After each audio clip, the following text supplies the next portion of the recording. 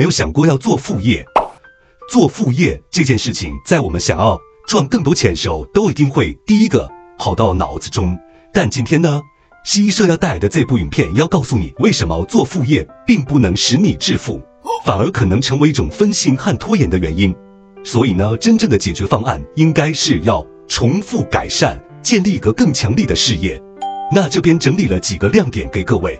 第一个亮点，副业不是改变生活的方式，而是分散注意力和小额收入的尝试。第二个，开始行动是成功的关键，先列出问题并思考解决方案，这样就有可能创业。再来，选择一个有潜力的商业点子，解决问题，提供教学服务或产品。另外呢，这段影片中也提到3个关于创业的建议。第一个是推荐《金石创业》这本书，那第二个他是推荐了一个健身频道 Fitness Blender。第三个呢，他是针对设定价格的时候，要建议你先做一些市场的研究。最后，他说到，在建立他的 Podcast 的时候，重点不要放在收入上，而是怎么制造一个好的产品。以上呢就是西医社帮大家做的重点整理。接下来，让我们来看原影片。I finally got serious about wanting to change my life a few years ago, so I did my research. I found the ultimate side hustle by watching hundreds of hours of YouTube videos and picking the one that was right for me. And after working just 4 hours a week for 2 months, I'm now a multi-millionaire. Yeah, right? If you believe that, I have a bridge to sell you too. Here's the truth. Watching videos about side hustles is just taking you down the rabbit hole. You'll find yourself clicking on one video after another in hopes of finding a good way to make money, but after hours of wandering about, you'll end up lost, overwhelmed, and confused. I'm here to tell you that for someone who actually really wants to change their life for the better, side hustles are not the way to go. Side hustles are a distraction, an attempt at a quick fix, a little bit of easy money. But your time and energy is limited. By filling up any free time you have with extra work of some kind that just pays a small amount, you stay on the hamster wheel, always running, just trying to keep up. I propose that you do something different. Instead of aiming low, aim high. Follow the 4 steps that we will discuss in this video to use your free time to build a business that can change your life instead of pursuing a side gig that will just be a small supplement to your main job that keeps you on the hamster wheel. After earning an MBA at Cornell University, I spent my career building venture capital and private equity-backed companies. I've served as the chief financial officer of several software businesses where I worked closely with sales, marketing, and operations to grow the company. I tell you this so you know that what I'm sharing today comes from experience. So here's the secret to starting a successful business. Actually, it's not really a secret at all, but it gets drowned out amidst all the noise and distractions on YouTube from countless how to make money videos. The truth is, finding success in business comes down to this one simple formula. Write it down and always keep it in mind. You need to 1. Identify a problem. 2. Solve the problem. 3. Get paid. 4. Refine and repeat. Let's walk through this in a little more detail with some great examples of how regular people built thriving businesses by following this formula. The formula starts with number 1 being identify a problem, but actually there's a vital step before number 1, and that is to tell yourself, get started already. Stop talking about wanting to start a business. Stop endlessly watching videos, scrolling for ideas. Stop coming up with reasons why you can't start yet, why now is not a good time, why I'll start just as soon as something, whatever I'm waiting for, to get out of the way. Just get started. Procrastination is a success killer. Procrastination is negative momentum, and what you need is positive momentum. Once you start moving, it's so much easier to keep moving. So start moving. Get started. Good. Now that you're moving, here's what you're going to do. First, identify a problem. The world is full of problems. You come across problems in your daily life. The key is to note them, write them down, literally sit down and make a list. Don't just wait for inspiration to serve up the perfect business idea and a dream, because that may never happen. Think of the problems you've come across in your life. Think of things in your hobbies or your work that were hard to do or hard to figure out. Then think about what a solution to those problems might be. If you can solve these problems, you have a potential business. Every business involves someone getting paid to solve a problem. For example, entertainment businesses can be thought of as solving any number of problems or needs, such as boredom, loneliness, distraction, inspiration, providing an escape or relaxation, etc. A health or wellness business, like a doctor, a health author, or a fitness YouTuber, helps solve all sorts of problems or needs with information and inspiration and support to help people improve their health. A tax accountant solves the problems of tax preparation being complicated, scary, or time-consuming for many people. So think back. What problems have you encountered that you solved or could solve? What things have you learned how to do that could form the basis for a product? A woman who I used to work with in New York City was from China. She was interested in traditional Chinese tea, but even though we lived in New York City with its thriving Chinatown, she wasn't satisfied with the tea choices available. She decided to solve this problem and started an online tea business called Tea Drunk, where she sells premium teas imported from China, promotes and celebrates traditional Chinese tea culture, and offers free and paid classes about tea for the connoisseur. She's created a thriving business around tea. A business does not have to be complicated to do well. Whatever problems and solutions you come up with, try to estimate how big the potential market opportunity is. Try to answer the questions: how many people or businesses have this problem, and how much might they pay for a solution? When asking these questions, you are following the lead of some of the best investors in startup companies, the venture capital investors. They always want to know, what problem do you solve, and how big is the market opportunity? If you borrow this approach, it can help you choose which of several different business ideas might be most attractive to pursue. To give you further ideas of problems you might find, and to illustrate that it can be simple things, here are some problems I've come across recently in my life. My wife wanted to raise chickens.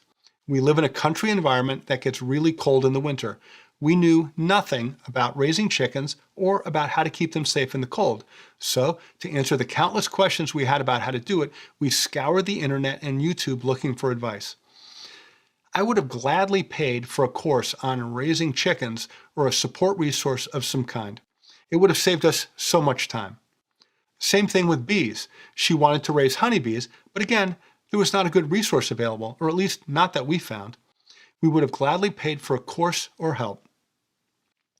More food for thought. If you work in a business, what doesn't work well there? What slows things down or causes problems? Or something that could be done a lot better, faster, or cheaper? Can you solve any of them? Is this a problem that other companies have too?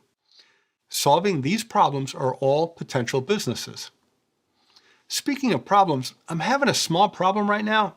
I can't quite reach the like button on your screen. Could you do me a favor and just push the like button if you're enjoying the video?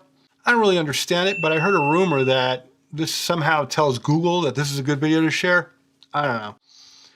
And if you want more of this kind of content from me, go ahead and subscribe too. Thanks very much. Back to our list. Number 2, once you've identified some problems that you could solve that you believe have a big enough market opportunity to be worth your while, think about how you could solve them for someone. Is it something that you would teach other people how to do themselves, or a service that you would do for them, or something that you would make and sell? Decide how you will solve the problem. Okay, now listen carefully to what I'm about to tell you. This is a very important point. You should not spend a ton of time trying to design the perfect solution. You can't because you don't know yet the extent of the customer's problem or what the perfect product is. You have an idea, but you haven't tested it yet in the market. So put together what you think is the minimum viable product, known as the MVP, the smallest and or simplest product needed to solve the problem as you envision it and to get sales. This is what you bring to market. Sell them this product first and then listen to your customers to get feedback. With the feedback, you can evolve the product and make it better. This method is explained brilliantly in a book called The Lean Startup, which I'll link to in the description under the video. I highly recommend this book for all entrepreneurs and anyone thinking of starting a business. It will literally make you smarter by showing you how to think about building and evolving a product to fit your market. Kelly and Daniel are health and fitness buffs. They enjoyed everything about eating right and a good exercise routine, but when they looked for videos on YouTube on these topics, they found it lacking. So they started a YouTube channel to fill the gap. Their videos were not fancy, just basic. The videos showed Kelly and Daniel working out together and coaching the viewers through the routine so viewers could work out with them. A classic MVP. Well, guess what? People loved them. Their channel and business, named Fitness Blender, has been wildly successful with 6.7 million subscribers on YouTube with loads of free videos, plus a website where you can buy premium content and tools. Start with the MVP and evolve it if and when necessary. 3. You need to get paid for providing the solution. Estimate how much it will cost you to do or to make, include all of your time and costs. Then decide how much you will charge for the solution. You can set your price by doing market research to see how much other people charge for similar services, or set the price equal to your cost plus a markup for profit. To be profitable, obviously, your selling price needs to be higher than your cost. Be mindful, though, that depending on what you're selling, it might be difficult to determine the right price because it's not clear yet how valuable your product is to the market or what your costs will be. At this stage, particularly before you launch a service-based product, there simply may be too many unknowns. You may not know for sure how much it will cost you to provide the product or solution because you may not know how much time it will take you to do the work involved. You also won't know if the product is right for the market or if it needs a lot of changes, which could change your costs, and you don't know yet how much value it provides to your customers. So at this point, I just aim to set a price that covers all my estimated costs, including a reasonable wage for my time, making sure to protect myself should costs be higher than expected, and just try to make some sales. The product and pricing can be refined later. The purpose of the early stages of all this are to test the product and learn. John Lee Dumas used to drive to work listening to podcasts, but he got frustrated that the ones he liked only came out with maybe one episode per week. He really wished they were available more often. Then John realized that he could create the solution himself that he wished was available. So John launched his podcast called Entrepreneur on Fire, publishing one new episode every day. John's focus initially was not revenue, it was on building a good product. Granted, his costs consisted mostly of his own time, but still he was basically working for free initially to get the product up and running and in the hands of customers, his listeners. Well, John's podcast was a big hit, with now over 100 million listens to his episodes. Before long, he noticed that some of his listeners were asking him lots of questions about the steps involved in making a podcast. This is where he refined his product offering because his customers were telling him they wanted something more. In response, he created an in-depth online resource to teach people all the steps involved in launching a podcast. This podcasting course was also a huge success. John has now run these businesses for over a decade and made many, many millions of dollars from them. This brings us to step 4, refine and repeat. This is where you work on the stuff that can make you rich. You've identified a product idea to solve a problem for someone. You've built a minimum viable product and got it into the hands of initial customers. Up until now, production of the product may be pretty manual and inefficient. As you work with initial customers or get feedback from them if they bought a finished product, learn from them and make the product better. Then you'll sell and deliver the better product. Over time, you keep learning, keep selling, and keep making it better. Also, start thinking about how to scale up your production, about how you can make it faster and easier to produce, and maybe even less expensive to make. You'll also learn better what the value proposition is to your customer, which will help you in your sales and marketing and in setting a better price.